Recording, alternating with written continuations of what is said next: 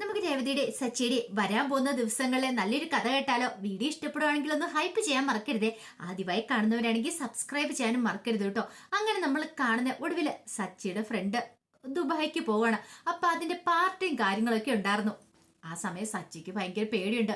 ഇനിയിപ്പൊ പാർട്ടി കൂടിയിട്ട് ചെന്ന് കഴിഞ്ഞിട്ടുണ്ടെങ്കിൽ രേവതി തന്നെ വീട്ടിലേക്ക് കയറ്റുമെന്നൊരു ടെൻഷനൊക്കെ ഉണ്ടായിരുന്നു. ഒടുവിൽ രേവതിയോട് വിളിച്ചു ചോദിക്കുകയാണ്, രേവതി ഒരു പാർട്ടി ഉണ്ട്, ഞാൻ അറ്റൻഡ് ചെയ്തോട്ടേന്ന്. രേവതി സമ്മതിച്ചില്ല. കുടിച്ച് കൂത്താടി വൈകുന്നേരം ഇങ്ങോട്ടേക്ക് വന്നിട്ടുണ്ടെങ്കിൽ സച്ചേട്ടാ ഒരു കാര്യം ഞാൻ പറഞ്ഞേക്കാം, എനിക്കത് സഹിക്കാൻ പറ്റില്ല എന്ന് പറഞ്ഞു. സച്ചേട്ടൻ ഓരോ ദിവസം ഓരോരോ കാരണങ്ങൾ കാണും. പക്ഷേങ്കിൽ സച്ചി പറഞ്ഞു, രേവതി അവൻ പോകല്ലേ, അപ്പൊ പിന്നെ അതൊന്നും പറഞ്ഞിട്ട് കാര്യമില്ല. എനിക്ക് ഫുഡ് കഴിക്കുന്നതിന് കുഴപ്പമില്ലോ. ഫുഡ് കഴിച്ചോ, പക്ഷേങ്കിൽ പാർട്ടി അറ്റൻഡ് ചെയ്യണ്ടെന്ന് പറഞ്ഞു. മദ്യപിച്ച് വന്നേക്കല്ലെന്നൊക്കെ പറഞ്ഞു. പക്ഷെ സച്ചിക്ക് മദ്യപിക്കാതിരിക്കാൻ പറ്റുമോ? കൂട്ടുകാരൊക്കെ ഉണ്ട്, എല്ലാരും കൂടെ അടിപൊളിയാക്കുമല്ലേ. അപ്പൊ അതിൻ്റെതായ ഒരു ബുദ്ധിമുട്ടും കാര്യങ്ങളൊക്കെ സച്ചിക്കും ഉണ്ടായിരുന്നു. ആ സമയത്ത് ശ്രുതി വാഷ്റൂമിൽ കയറിയപ്പോഴാണ് ശ്രുതിയുടെ ഫോൺ ബെല്ലടിക്കുന്നത്. ശ്രുതി മുറിയിലേക്ക് വന്നു കഴിഞ്ഞപ്പോൾ ശ്രുതിയുടെ ഫോൺ ബെല്ലടിക്കുന്നു. ഇതാരാ പോലും, നമ്പരാണല്ലോ, എടുത്തേക്കാം, ചിലപ്പോൾ വല്ല ക്ലയൻറ്റും ആണോന്ന് അറിയില്ലോ. അങ്ങനെ ശ്രുതി കോൾ എടുത്തപ്പോൾ അങ്ങേ തലയ്ക്കല് ഒരു പുരുഷ ശബ്ദമായിരുന്നു. പിന്നീട് ശ്രുതി അല്ലേന്ന് ചോദിച്ചു. അപ്പോഴേക്കും ശ്രുതി ഒരു നിമിഷം ഒന്നും മിണ്ടാതെ നിൽക്കുക. അതെ, ആ വാടക ഇതുവരെയായിട്ടും കിട്ടിയില്ല എന്ന് പറഞ്ഞു. വാടക? എന്ത് വാടക? ശ്രുതിക്കൊന്നും മനസ്സിലായില്ല. പെട്ടെന്ന് ശ്രുതി ചോദിച്ചു, നിങ്ങൾ ആരാ? നിങ്ങൾ എന്ത് വാടകയെ കുറിച്ചാ പറയണേ? എനിക്കൊന്നും മനസ്സിലാകുന്നില്ലോ. അല്ല, ഇത് ശ്രുതിയുടെ ഫോണല്ലേ എന്ന് ചോദിച്ചു. അതെ, ശ്രുതിയുടെ ഫോണാണ്. വാടക കിട്ടിയില്ലോ എന്ന് പറഞ്ഞു. വാടകയോ? എല്ലാ മാസവും 5-ാം തീയതിക്ക് മുമ്പ് തരുന്ന, പക്ഷെ ഈ തവണ തന്നില്ല, അതുകൊണ്ടാണ് വിളിച്ചേ. അതെ, നാളെ ഒരു ദിവസം കൂടെ തരും, വാടക കൃത്യമായിട്ട് എത്തിയേക്കണം എന്നൊക്കെ പറഞ്ഞ് അയാൾ കോള് കട്ട് ചെയ്തു. ശ്രുതിക്കൊന്നും മനസ്സിലായില്ല. വാടകയോ? അതെന്ത് വാടക? അതേപോലെ വിമലെ ആദ്യം താമസിക്കുന്ന വീടിന്റെ വാടകയുടെ കാര്യങ്ങളാണ് പറയുന്നത്. അത് പക്ഷെങ്കിൽ ശ്രുതിക്ക് അറിയണ്ടായിരുന്നല്ലോ. അപ്പോഴേക്കും ശ്രുതി ഇറങ്ങി വന്നു. ശ്രുതി ഇറങ്ങി വന്നിട്ട് എന്താന്ന് ചോദിച്ചു. ശ്രുതി പറഞ്ഞു, ഒരു കോള് വന്നിട്ടുണ്ടായിരുന്നു, ഏതോ വാടക കൊടുക്കുന്ന കാര്യത്തെക്കുറിച്ചൊക്കെ പറഞ്ഞെന്ന് പറഞ്ഞു. ഞെട്ടിപ്പോയി ശ്രുതി ഒരു നിമിഷം. തന്റെ കള്ളത്തരം പിടിക്കപ്പെട്ടോ? അല്ല, ഏത് വീടിന്റെ ശ്രുതി നീ വാടക കൊടുക്കുന്നത്? ഞാൻ അറിയാതെ നിനക്ക് എന്തെങ്കിലും ഊടായ്പുണ്ടോന്ന് ചോദിച്ചു. എന്ത്? അല്ല, നീ വാടക കൊടുക്കുന്നേ? ഓ അതോ. പെട്ടെന്ന് ശ്രുതി അല്ല ആള് വീടിനടം വിദ്യയാക്കുവാണ്. അതെന്റെ ഒരു ഫ്രണ്ടാ. അപ്പൊ അവൾക്ക് കുറച്ച് പൈസയ്ക്ക് ഷോർട്ടേജ് വന്നു. അപ്പൊ അതുകൊണ്ട് 2 മാസമായിട്ട് ഞാൻ അവളുടെ വീടിന്റെ വാടക കൊടുക്കണേ. ശ്രുതിക്ക് ഇഷ്ടപ്പെട്ടില്ല. നീ എന്തിനാ കണ്ടവരുടെ ഒക്കെ വാടക കൊടുക്കുന്ന വീണ്ടേ? നീ ഇടയായിട്ട് എന്നിൽ നിന്ന് എന്തൊക്കെയോ ഒളിച്ചു വെക്കുന്നുണ്ട്, കുറെ കാര്യങ്ങൾ ഒളിച്ചു വെക്കുന്നുണ്ട്. ഇതൊന്നും എനിക്ക് സഹിക്കാൻ പറ്റുന്ന കാര്യമല്ല. ഉള്ള സത്യങ്ങൾ എന്നോട് തുറന്നു പറയണം, അങ്ങനെ എങ്ങനെയാന്നൊക്കെ പറഞ്ഞിട്ട് കുറെ ചീത്ത. അത് കേട്ട് കഴിഞ്ഞപ്പോ തന്നെ ശ്രുതി പറഞ്ഞു, അല്ലെങ്കിലും എനിക്കറിയാം, ശ്രുതിക്ക് ഈയിടെയായിട്ട് എന്നെ ഭയങ്കര സംശയം. ഒടുവില് രണ്ടുപേരും കൂടെ വഴക്കായി കഴിഞ്ഞപ്പോ ശ്രുതിക്ക് സഹിച്ചില്ല. ശ്രുതി പായും തലവണയൊക്കെ എടുത്ത് നേരെ പോവുകയാണ്. നിന്റെ കൂടെ മുറി കിടന്ന് എനിക്ക് ഭ്രാന്ത് പിടിക്കുമെന്ന് പറഞ്ഞോണ്ട്. ഈ സമയത്ത് ശ്രീകാന്ത് വീട്ടിലേക്ക് വരുവാണ്. ശ്രീകാന്ത് വീട്ടിലേക്ക് വന്നു കഴിഞ്ഞപ്പോൾ വർഷ കട്ടക്കലിപ്പില്ല. കാരണം ശ്രീകാന്തിനെ 2-3-4 വട്ടം ഫോൺ വിളിച്ചായിരുന്നു. ശ്രീകാന്തിന് ഇമ്പോർട്ടന്റ് മീറ്റിംഗിലായിരുന്നു. അപ്പൊ പ്രിയ ആണ് മീറ്റിംഗ്, അതായത് അവരുടെ റെസ്റ്റോറൻറ്റിലെ ഓണറിന്റെ മോള്. അപ്പൊ അവര് സംഘടിപ്പിച്ചൊരു മീറ്റിംഗ് ആയിരുന്നു. അപ്പൊ അതിൻ്റെ ഇടയ്ക്ക് കോൾ അറ്റൻഡ് ചെയ്യാൻ പറ്റിയില്ല. അപ്പൊ വിളിച്ചിട്ട് കോൾ എടുത്തില്ല. അതാണ് വർഷയുടെ പ്രശ്നം. വർഷ ശ്രീകാന്തിനോട് കുറെ പറയുന്നുണ്ട്. ഒരത്യാവശ്യപ്പെട്ടൊരു കോള് വിളിച്ചിട്ട് നീ കോൾ എടുക്കോടാ. എന്താ അത്യാവശ്യമെന്ന് പറ. അല്ല, ഞാൻ വിളിച്ചിട്ട് എന്താ നീ കോൾ എടുക്കാത്തേ? അത് പിന്നെ അത്യാവശ്യമായിട്ട് കുറച്ച് കാര്യങ്ങൾ സംസാരിച്ചുകൊണ്ടിരിക്കുന്ന സമയത്ത്, മീറ്റിംഗ് കൂടണ സമയത്ത് അങ്ങനെ കോൾ എടുക്കാൻ പറ്റുമോ? നിനക്കെന്താ ഒട്ടും ബോധമില്ലേന്ന് ചോദിച്ചു.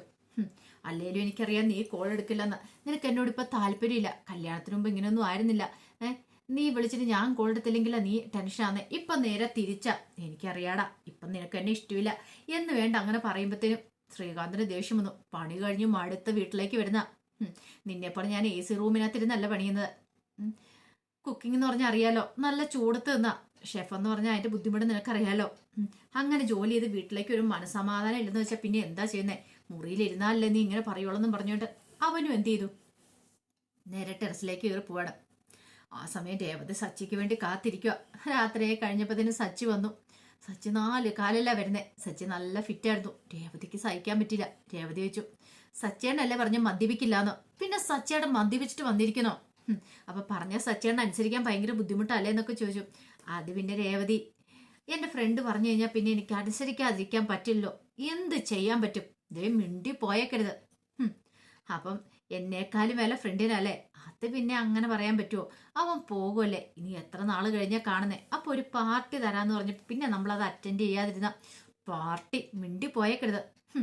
എത്ര പറഞ്ഞാലും തലയിലേക്ക് കയറത്തില്ല. ഞാൻ അച്ഛനെ വിളിക്കട്ടെ, അച്ഛനെ വിളിച്ച് കാണിച്ചു കൊടുക്കട്ടെ, 4 കാലം വന്ന് നാടുന്നേ. അയ്യോ ദൈവത്തെ ഓർത്ത് വേണ്ട. നിന്റെ കൂടെ ഇന്ന് കിടക്കാതിരുന്നാ പോരെ.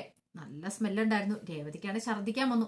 ഇത്ര നല്ല സ്മെല്ലുമായിട്ട് എങ്ങനെ സച്ചിയുടെ അടുത്ത് കിടക്കും? ഒടുവിൽ സച്ചി പറഞ്ഞു, ഞാൻ കിടക്കണില്ല, പ്രശ്നം തീർന്നില്ലേ, ഞാനേ പുറത്തു പോയി കിടന്നാളെന്ന് പറഞ്ഞ് സച്ചി ഇങ്ങോട്ട് ടെറസിലേക്ക് എല്ലുവാണ്. അങ്ങനെ 3 പേരും ശ്രീകാന്ത്, സച്ചി, സുധീൻ ടെറസിലായി. അങ്ങനെ അവർ സംസാരിക്കണ സമയത്ത് ശ്രീകാന്ത് പറഞ്ഞു, ഓ ഇത്തിരി മനസമാധാനത്തോടു കൂടി വീട്ടിൽ വന്ന് കിടന്നുറങ്ങാന്ന് വെച്ചാ ഭാര്യ അതിന് സമ്മതിക്കില്ല. എന്തൊക്കെ പ്രശ്നങ്ങളാ വീട്ടിലേക്ക് വന്നു കഴിയുമ്പോ. ആ മുറിയിലേക്ക് കയറി കഴിയുമ്പോഴത്തേനും ചെവി തിന്നും. മനസമാധാനം ഇല്ലാത്തോണ്ടാ ഇവിടേക്ക് വന്നേന്ന് പറഞ്ഞു. സുധി പറഞ്ഞു, എന്റെ അവസ്ഥ ഒട്ടും മോശമല്ല, പറഞ്ഞിട്ടൊന്നും ഒരു കാര്യമില്ല. അപ്പോഴേക്ക് സച്ചി പറഞ്ഞു, എല്ലാരും ഇങ്ങനെയല്ലേ, ഞാൻ ഇത്തിരി മദ്യപിച്ചെന്നും പറഞ്ഞോണ്ട് അവൾ എന്ത് പ്രശ്നം ഉണ്ടാക്കിയിരിക്കുന്നേ. ഓഹ് എനിക്ക് സഹിക്കാൻ പറ്റിയില്ല എന്നൊക്കെ പറഞ്ഞോണ്ട് സച്ചി. അങ്ങനെ 3 പേരും കൂടെ ഒടുവിൽ എന്ത് ചെയ്തു, ടെറസിൽ കെട്ടിപ്പിടിച്ച് കിടക്കുകയാണ്. വേറെ നിവൃത്തിയൊന്നും ഉണ്ടായിരുന്നില്ല. എന്ത് ചെയ്യാൻ പറ്റും? കാരണം പറഞ്ഞിട്ടൊന്നും ഒരു കാര്യമില്ല. ഇനിയിപ്പോൾ അവിടെ പ്രശ്നങ്ങൾ കൂടുതലുണ്ടാകത്തുള്ളൂ. അതുകൊണ്ട് അന്നത്തെ രാത്രി അവരങ്ങടെ കഴിഞ്ഞു. പിറ്റേ ദിവസമായി കഴിഞ്ഞപ്പോൾ ആഹാരം കഴിക്കാനായിട്ട് അവർ വന്നിരുന്നു. പക്ഷേ വർഷയോ ശ്രുതിയോ അവരാരും വന്നില്ല. രവീന്ദ്രൻ ചോദിച്ചു, അല്ല അവർക്കാർക്കും ആഹാരം വേണ്ടേന്ന് ചോദിച്ചു. സച്ചി പറഞ്ഞു, വേണ്ടാത്തവരൊന്നും കഴിക്കണ്ട, ഞങ്ങൾ കഴിച്ചോളാന്ന് പറഞ്ഞു. രേവതിക്കാണ് നല്ല ദേഷ്യമായിരുന്നു. ഈ സമയത്ത് രവീന്ദ്രൻ ചോദിച്ചു, എന്താടാ പ്രശ്നം? നിങ്ങളൊക്കെ തമ്മിൽ എന്തെങ്കിലും പ്രശ്നമുണ്ടോ? എന്ത് പ്രശ്നം? ഒരു പ്രശ്നമില്ല. അല്ല എനിക്ക് തോന്നുന്നു എന്തോ പ്രശ്നമുണ്ടെന്ന്. രാവിലെ മുതൽ രേവതിമോളുടെ മുഖം അത്ര ശരിയല്ല എന്ന് പറഞ്ഞു. അപ്പോഴേക്കും അടുക്കളയിൽ നിന്ന് ഒരു പാത്രം താഴെ വീഴുന്ന ശബ്ദം കേട്ടല്ലോ. ഇതാണ് അവസ്ഥ. അപ്പോഴേക്കും ചന്ദ്രമതി പറഞ്ഞു, പിന്നെ പെണ്ണുങ്ങളാണെ കുറച്ച് അടക്കം ഒതുക്കമൊക്കെ വേണം, ഇതങ്ങനെയാണോ എന്നൊക്കെ പറഞ്ഞുകൊണ്ട് ചന്ദ്രമതി വെറുതെ ദേഷ്യപ്പെടുകയാണ്. അപ്പോഴേക്കും ശ്രീകാന്ത് വർഷയെ നോക്കി. വർഷ ഇരിക്കാനൊന്നും വന്നില്ല. വർഷ എല്ലാം പാസ് ചെയ്ത് അങ്ങോട്ട് പോകുമ്പോഴത്തേനും ചന്ദ്രമതി പറഞ്ഞു, മോളെ നിനക്ക് ആഹാരം വേണ്ടേ, കഴിക്കണില്ലേ എന്നൊക്കെ ചോദിച്ചു. എനിക്ക് വേണ്ടാന്ന് പറഞ്ഞു. വേണ്ടേ? അതെന്താ? ഓ എനിക്ക് വേണ്ടമ്മേ, ഞാൻ പുറത്തുനിന്ന് കഴിച്ചോളാന്ന് പറഞ്ഞു. പട്ടിണി പോയാൽ എങ്ങനെ ശരിയാന്നേ. അപ്പോഴേക്ക് ശ്രുതിയും വന്നു. ശ്രുതിക്കും വേണ്ടാന്ന് പറഞ്ഞു. എനിക്ക് ഒരു ക്ലയന്റ് വരുന്നുണ്ട്, എനിക്ക് നേരത്തെ പോകണം എന്നൊക്കെ ശ്രുതിയും പറഞ്ഞു. അതേപോലെ അവരുടെ കൂടെ ഇരുന്ന് കഴിക്കാൻ താല്പര്യം ഇല്ലാത്തതുകൊണ്ടാണ് ശ്രുതിയും പറയുന്നത്. അങ്ങനെ അവരൊക്കെ അങ്ങോട്ട് പോയി. വൈകുന്നേരമായി കഴിഞ്ഞപ്പോഴത്തേനും അച്ചമ്മ വരുന്നുണ്ട്. അച്ചമ്മ അപ്രത്യക്ഷമായിട്ടൊരു വരവാ വന്നേ. ഇതിനു മുമ്പ് വിളിച്ചു പറഞ്ഞിട്ടൊന്നുമില്ല. അങ്ങനെ അച്ചമ്മ വന്നു കഴിഞ്ഞപ്പോൾ സച്ചി അച്ചമ്മയെ പോയി കൂട്ടിക്കൊണ്ട് വരിക. സച്ചിക്ക് ഭയങ്കര സന്തോഷമായിരുന്നു കലാവതി അച്ചമ്മയെ കണ്ടു കഴിഞ്ഞപ്പോൾ. അങ്ങനെ അച്ചമ്മ വന്നു കഴിഞ്ഞപ്പോഴത്തേനും രേവതി ഓടിച്ച് ഇറങ്ങിച്ചെന്ന് അച്ചമ്മയെ കെട്ടിപ്പിടിക്കുന്നുണ്ട്. ചന്ദ്രമതിയും വന്നു. അമ്മയ്ക്ക് സുഖമാണല്ലോ എന്നൊക്കെ ചോദിച്ചു. ഓ നീ ഇപ്പോഴെങ്കിലും അങ്ങനെ സുഖവിവരം അന്വേഷിക്കൂലോ. ഞാനിവിടെ കഴിഞ്ഞ തവണ വന്നിട്ട് പോയതിന് ശേഷം നീ ഒരു തവണയെങ്കിലും എന്നെ വിളിച്ചോ? അതൊക്കെ എൻ്റെ രേവതി മോൾ എന്നെ എല്ലാ ദിവസവും വിളിക്കും, ചിലപ്പോൾ 2 നേരം വിളിക്കും, വിശേഷങ്ങളൊക്കെ തിരക്കും. അങ്ങനെ വേണം. അല്ല ഒരു മരുമോളാന്ന് പറഞ്ഞിട്ട് കാര്യമൊന്നുമില്ല, അവൾക്ക് എന്നോട് ഇത്തിരി സ്നേഹമില്ല എന്നൊക്കെ പറഞ്ഞു. ചന്ദ്രമതി രൂക്ഷമായിട്ട് നോക്കുവാണ്. അങ്ങനെ കുറച്ച് കഴിഞ്ഞപ്പോഴത്തേനും ശ്രീകാന്തും വർഷയൊക്കെ വന്നു വീട്ടിലേക്ക്. എല്ലാവരും വന്നു കഴിഞ്ഞപ്പോൾ അവർക്ക് സന്തോഷം. അച്ഛമ്മയെ കണ്ടു കഴിഞ്ഞപ്പോഴത്തേനും പിന്നീടാണ് സുധിയും കൂടെ വരുന്നത്. അങ്ങനെ എല്ലാവരും കൂടെ സംസാരിച്ചിരുന്നു. കുറച്ച് കഴിഞ്ഞപ്പോഴത്തേനും ശ്രീകാന്തിന്റെ കമ്പനിയിലെ പ്രിയ വരുവാണ്. അപ്പൊ പ്രിയ മാഡം വന്നു കഴിഞ്ഞപ്പോഴത്തേനും ശ്രീകാന്ത് പ്രിയ മാഡത്തിന് എല്ലാവർക്കും പരിചയപ്പെടുത്തുന്നുണ്ട്. ഇതെന്റെ അച്ഛമ്മ, ഇന്ന് വന്നുള്ളൂ. പിന്നെ അറിയാലോ എൻ്റെ ഭാര്യ വർഷേനെ അറിയാലോ, ഇതെന്റെ അമ്മ, അച്ഛന്, സച്ചി, രവതി എല്ലാവരും പരിചയപ്പെടുത്തി. ആ സമയത്ത് പ്രിയ മാഡം പറഞ്ഞ് എല്ലാവരെയും കാണാൻ പറ്റിയതിൽ ഒത്തിരി സന്തോഷമുണ്ട്. പിന്നെ ഞാൻ ഇവിടെ വന്നതെന്ന് പറഞ്ഞിട്ടുണ്ടെങ്കിൽ ഞങ്ങളുടെ റെസ്റ്റോറൻറ്റ് ബ്രാൻഡ് പ്രൊമോഷന്റെ ഭാഗമായിട്ട് ഒരു ഇവന്റ് നടത്തുന്നുണ്ട്. അപ്പോൾ അതിന് വേണ്ടിയിട്ട് കുറച്ച് കോമ്പറ്റീഷനും കാര്യങ്ങളൊക്കെ ഉണ്ടാവും. അപ്പോൾ ആ കോമ്പറ്റീഷനിൽ നിങ്ങൾ എല്ലാവരും വരണം, പങ്കെടുക്കണം എന്നൊക്കെ പറഞ്ഞു. അതൊക്കെ കേട്ട് കഴിഞ്ഞപ്പോൾ സച്ചി പറഞ്ഞു, അതിന് ഞങ്ങളുടെ പ്രായം ഒരു പ്രശ്നമേ അല്ല, എന്തേ അച്ചമ്മയ്ക്ക് വേണേലും പങ്കെടുക്കാമെന്ന് പറഞ്ഞു. എല്ലാവർക്കും വന്ന് പങ്കെടുക്കാം, പ്രൈസ് ഒക്കെ ഉണ്ടായിരിക്കും എന്ന് പറഞ്ഞു. എല്ലാവരും പറഞ്ഞു ശരി വന്നേക്കാന്നൊക്കെ പറഞ്ഞു. പോയി കഴിഞ്ഞപ്പോൾ അച്ഛൻ പറഞ്ഞു അങ്ങനെയാണ് നമുക്ക് എല്ലാവർക്കും കൂടെ പോയേക്കാന്ന് പറഞ്ഞു. പിറ്റേ ദിവസമാണ് പരിപാടി. പിറ്റേ ദിവസം ആയി കഴിഞ്ഞപ്പോൾ എല്ലാവരും കൂടെ പോയി. അപ്പം മാക്സിമം ആൾക്കാരുണ്ടായിരുന്നു. സച്ചിയുടെ ഫ്രണ്ട്സ് മഹേഷ് ഉണ്ടായിരുന്നു, അതുപോലെ തന്നെ സുധിയുടെ ഫ്രണ്ട് ആനന്ദ് ഒക്കെ ഉണ്ടായിരുന്നു. അങ്ങനെ എല്ലാവരും വന്നിട്ടുണ്ടായിരുന്നു. അവരുടെ ഭാര്യമാരെ എല്ലാം കൂട്ടിക്കൊണ്ടാണ് വരുന്നത്. അങ്ങനെ അതിൻ്റെ പ്രൊമോഷൻ്റെ ഭാഗമായിട്ടുള്ള പരിപാടികളൊക്കെ തുടങ്ങുകയാണ്. പിന്നീട് മത്സരങ്ങളായിരുന്നു. ആദ്യം ലേഡീസിനുള്ള മത്സരങ്ങളായിരുന്നു. അങ്ങനെ ലേഡീസിന്റെ മത്സരത്തിൽ രേവതി, സുധി പിന്നെ കുറെ ആൾക്കാരെ കൂടി ഉണ്ടായിരുന്നു. അപ്പൊ അവർക്ക് വേണ്ടിയിട്ടുള്ള മത്സരം എന്ന് പറഞ്ഞാൽ കുടത്തിനകത്ത് വെള്ളം നിറയ്ക്കണം. വെള്ളം നിറച്ചു കഴിഞ്ഞിട്ട് അത് തലയെ വെച്ചുകൊണ്ട് ഒരു നിശ്ചിത ദൂരമുണ്ട്, അവിടെ വരെ പോകണം. പക്ഷെ പോകുന്ന സമയത്ത് വെള്ളം തുളുമ്പി താഴെ പോകാൻ പാടില്ല. വെള്ളം താഴെ പോകാതെ ആദ്യം അവിടെ നടന്നു ചെല്ലണം. അങ്ങനെ ആ ടാസ്ക് തുടങ്ങി കഴിഞ്ഞപ്പോഴത്തേനും ചന്ദ്രമതി പറഞ്ഞു എൻ്റെ മരുമോള് ശ്രുതി ജയിക്കുമെന്ന് പറഞ്ഞു. വർഷയുടെ അമ്മ മഹിമ പറഞ്ഞു ഇത് ഉറപ്പായിട്ട് എൻ്റെ മോളെ ജയിക്കുള്ളെന്ന്. അതുപോലെ രവീന്ദ്രനും അച്ഛമ്മയൊക്കെ ഉണ്ടായിരുന്നു. അവർക്കിപ്പോൾ ആര് ജയിച്ചാലും കുഴപ്പമില്ല, എല്ലാ ഒരു വീട്ടിൽ തന്നെ ആൾക്കാരില്ലേ, ആ ഒരു ചിന്തയായിരുന്നു. മത്സരം തുടങ്ങി കഴിഞ്ഞപ്പോൾ ചന്ദ്രമതിയൊക്കെ ഭയങ്കര ആകാംക്ഷയിലായിരുന്നു. ഇപ്പം ജയിക്കും എന്ന് പറഞ്ഞിട്ട്. പക്ഷെ എന്ത് ചെയ്യാനാ, അതിനകത്ത് രേവതിയാണ് വിജയിച്ചത്. രേവതി വിജയിച്ച് കഴിഞ്ഞപ്പോൾ സച്ചിക്ക് കൈയടിക്കണമെന്നുണ്ട്. സച്ചി കൈയടിക്കാൻ വന്നിട്ട് പിന്നെ വേണ്ടാന്ന് വെച്ചു. താനുമായിട്ട് പിണക്കത്തിലല്ലേ, പിന്നെ എന്തിനാ കൈയടിക്കാന്നുള്ള രീതിയായിരുന്നു. അതിനുശേഷമുള്ള മത്സരം എന്ന് പറഞ്ഞിട്ടുണ്ടെങ്കിൽ ആണുങ്ങളുടെ മത്സരമായിരുന്നു. ആണുങ്ങളുടെ മത്സരത്തിൽ ബിസ്ക്കറ്റ് കഴിക്കുന്ന മത്സരം. ബിസ്ക്കറ്റ് കഴിക്കാന്ന് പറഞ്ഞാൽ കൈ പിന്നോട്ട് കെട്ടിവെക്കും. നെറ്റിയിൽ ഒരു ബിസ്ക്കറ്റ് വെച്ചിട്ട് അത് കൈയൊന്നും തൊടാതെ അതിങ്ങനെ പതുക്കി ഉരുട്ടി കൊണ്ടുവന്ന് കടിക്കണം. അതായിരുന്നു. അങ്ങനെ ഒടുവിൽ ആ മത്സരത്തിൽ സച്ചിയാണ് ജയിക്കുന്നത്. സച്ചി ജയിച്ചു കഴിഞ്ഞപ്പോൾ രേവതിക്ക് സന്തോഷമുണ്ട്. പക്ഷെ കൈയടിക്കാൻ രേവതിക്ക് ഒരു മടി.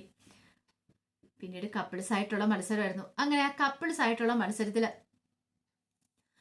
രണ്ടുപേരുടെ കാലുകൾ തമ്മിൽ കൂട്ടിക്കിട്ടും, ഭാര്യയും ഭർത്താവിൻ്റെ. എന്നിട്ട് അവരെന്ത് ചെയ്യണം, ആദ്യം ഓടി കുറച്ച് ദൂരം എത്തണം. പക്ഷേ മത്സരം തുടങ്ങി കഴിഞ്ഞപ്പോഴത്തേനും ഭാര്യയും ഭർത്താവും തമ്മിൽ നല്ല സ്വരച്ചേർച്ച ഉണ്ടെങ്കിലല്ലേ മത്സരിച്ച് ജയിക്കാൻ പറ്റുള്ളൂ. സച്ചിൻ രേവതിയും ശ്രീകാന്തും വർഷ അവരൊക്കെ തമ്മിൽ അടിയാണല്ലോ. എന്തിനേറെ പറയുന്നു. അങ്ങനെ നടക്കാൻ തുടങ്ങി കഴിഞ്ഞപ്പോഴത്തേനും ഓരോന്ന് പറഞ്ഞ് രണ്ടുപേരും കൂടെ അടിയുണ്ടാക്കാൻ തുടങ്ങി. സച്ചിൻ രേവതി അതെ, അതുപോലെ ശ്രുതി വർഷ ശ്രീകാന്തും ഒക്കെ അങ്ങനെ അടിയുണ്ടാക്കിയിരുന്നു. ഒടുവിലും മഹേഷാണ് ആ മത്സരത്തിൽ ജയിക്കുന്നത്. മഹേഷും ഭാര്യയും. എന്നാണെങ്കിൽ ശ്രുതിയൊന്നും ജയിച്ചില്ലെന്ന് ഓർത്തുകൊണ്ട് ചന്ദ്രമതിക്ക് ഭയങ്കര വിഷമമുണ്ടായിരുന്നു. എന്ത് ചെയ്യാൻ പറ്റും. പിന്നെ വീണ്ടും മത്സരം ഉണ്ടായിരുന്നു.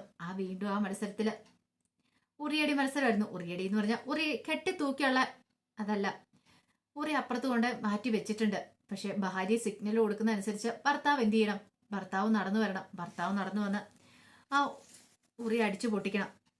ആ ഉറിയുടെ ടേബിളെ വെച്ചിരിക്കുമായിരുന്നു. അങ്ങനെ എല്ലാവരുടെയും കമ്പും ഇതൊക്കെ കൊടുത്തു. ഭാര്യ സിഗ്നൽ കൊടുക്കുന്ന അനുസരിച്ചാണ് ഭർത്താവ് ഒന്ന് ഉറിയടിക്കുന്നത്. പക്ഷെ എന്ത് ചെയ്യാൻ പറ്റും. വർഷയോ ശ്രുതിയോ രേവതിയോ ആരും സിഗ്നൽ കൊടുത്തില്ല. എവിടെയാന്ന് തന്നാന്നും പറഞ്ഞില്ല. ചുമ്മാ കുറെ കൂടെ കറക്കി വിട്ടു. എവിടെയാലും പോയി അടിക്കട്ടെ എന്നുള്ള രീതിയിൽ.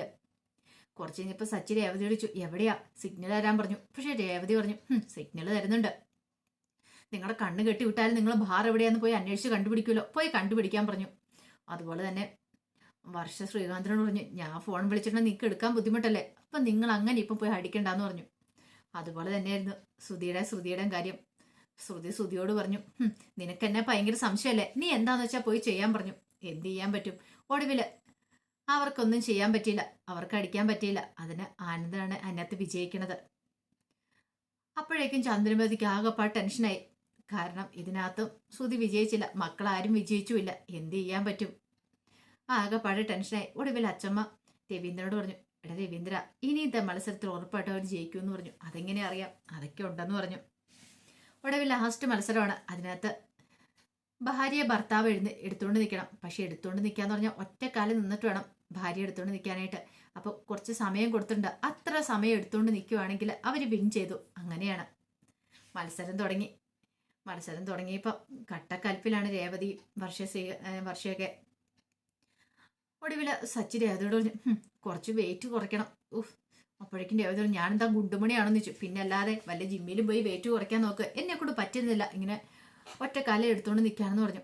അപ്പോഴേക്കും രേവതി പറഞ്ഞു അതെന്താ എടുത്തുകൊണ്ട് നിന്നാൽ എനിക്ക് പറ്റുന്നില്ല, നിന്റെ കരിഞ്ഞ മുഖം ഒന്ന് ചിരിക്കുമെങ്കിലും ചെയ്യുവാണെങ്കിൽ ഇച്ചിരി എനർജി കിട്ടിയേനെന്ന് പറഞ്ഞു. ഒടുവിൽ രേവതി ചിരിക്കുന്നുണ്ട്. അവരുടെ പ്രശ്നം അവിടെ സോൾവായി. പിന്നീട് സച്ചി എടുത്തുകൊണ്ട് നിൽക്കുകയാണ്. അതുപോലെ തന്നെ ശ്രീകാന്തും വർഷയും കൂടെ. വർഷ ശ്രീകാന്തിനോട് പറഞ്ഞു മതി, നീ എന്നെ നിലത്ത് വിട്ടാരെ, നാളെ നിനക്ക് കുക്ക് ചെയ്യാനുള്ളതല്ലേ, അപ്പം നിനക്ക് പിന്നെ കൈക്ക് ആരോഗ്യം കാണത്തില്ല. ശ്രീകാന്ത് പറഞ്ഞു അതൊന്നും സാരമില്ല, നിന്റെ ഈ വാക്കുകൾ കേട്ടപ്പോൾ തന്നെ എനിക്ക് ആശ്വാസമായെന്ന് പറഞ്ഞു. അതുപോലെ തന്നെയായിരുന്നു ശ്രുതിയുടെ അവസ്ഥ. ശ്രുതി പറഞ്ഞു അതെ, ഇനി നമ്മൾ തമ്മിൽ വഴക്കൊന്നും ഉണ്ടാക്കാൻ പാടില്ല എന്നൊക്കെ പറഞ്ഞിട്ട് അവരുടെ പ്രശ്നവും സോൾവായി. അങ്ങനെ ആ കൃത്യസമയം വരെ 3 പേരും അവരുടെ ജോഡികളെ ഇങ്ങനെ എടുത്തുകൊണ്ട് നിൽക്കുന്നുണ്ട്. അവർ 3 പേരും വിൻ ചെയ്യുവാണ്. എല്ലാവർക്കും ഭയങ്കര സന്തോഷമായി അതിൽ. അങ്ങനെ വിൻ ചെയ്ത് അവർക്ക് സമ്മാനം കാര്യങ്ങളൊക്കെ കിട്ടുന്നുണ്ട്. പിന്നീട് അവർ വീട്ടിലേക്ക് വന്നു ഇനി അച്ഛൻ പറഞ്ഞു ഒരുമയുണ്ടെങ്കിലോ ജയിക്കാനായിട്ട് പറ്റുള്ളൂ. ഏത് മത്സരമാണെങ്കിലും ശരി, ഭാര്യ ഭർത്താക്കന്മാരുടെ കുറെ പ്രശ്നങ്ങളൊക്കെ കാണും. പക്ഷെ അതൊക്കെ സോൾവ് ചെയ്ത് മുന്നോട്ട് പോകണം, എങ്കിൽ മാത്രമേ ഒരു ജീവിതം ഉണ്ടാകത്തുള്ളൂ. അങ്ങനെ കുറെ ഉപദേശങ്ങളൊക്കെ കൊടുക്കുകയാണ്. കുറച്ച് കഴിയുമ്പോഴത്തേനുമാണ് രണ്ടുപേരും തൊട്ടിലൊക്കെ ആയിട്ട് അങ്ങോട്ട് വരുന്നേ. തൊട്ടിൽ കണ്ടു കഴിഞ്ഞപ്പോഴത്തേനും ആർക്കും ഒന്നും മനസ്സിലായില്ല ഇതെന്താ സംഭവം എന്ന്. അപ്പോഴാണ് അച്ഛൻ പറയണേ അതെ, ഈ തൊട്ടിൽ ഇവിടെ വേണം ഇനി. ഇത് കേട്ട് കഴിഞ്ഞപ്പോഴത്തേനും ചന്ദ്രമതി ചോദിച്ചു, അതെന്താമേ? ഇത്ര നാൾ ഈ തൊട്ടിൽ അവിടെയല്ലേ ഇരുന്നേന്ന് ചോദിച്ചു. അതെ, അവിടെയായിരുന്നേ. ചന്ദ്രമതി, നിന്റെ 3 മക്കളെ പ്രസവിച്ച ഈ തൊട്ടിൽ കിടത്തിയിലെ ആട്ടിയെന്ന് ചോദിച്ചു. അതെ. അപ്പൊ ഇനി ഇതിവിടെ ഇരിക്കട്ടെ. ഈ തൊട്ടിൽ കാണുമ്പോഴെങ്കിലും ആർക്കെങ്കിലും ഒരു കുഞ്ഞിനെ തരാൻ തോന്നിയാലോ, എനിക്കൊരു പേരക്കുഞ്ഞിനെ തരാൻ തോന്നിയാലോ എന്ന് ചോദിച്ചു. എത്രയും പെട്ടെന്ന് തന്നെ അങ്ങനെ വേണം. അത് കേട്ട് കഴിഞ്ഞപ്പോഴത്തേനും വർഷ പറഞ്ഞു, അയ്യോ അച്ഛമ്മ, അത് മാത്രം പറയരുത്. ഞാൻ എന്തായാലും പ്രസവിക്കാൻ തീരുമാനിച്ചിട്ടില്ല. ശ്രുതി പറഞ്ഞു, സരോഗസി ചെയ്യാൻ ഇരിക്കുമെന്ന് പറഞ്ഞു. അച്ഛമ്മയ്ക്ക് അത്ഭുതമായിരുന്നു. അതെന്താ അങ്ങനെ പറഞ്ഞേ?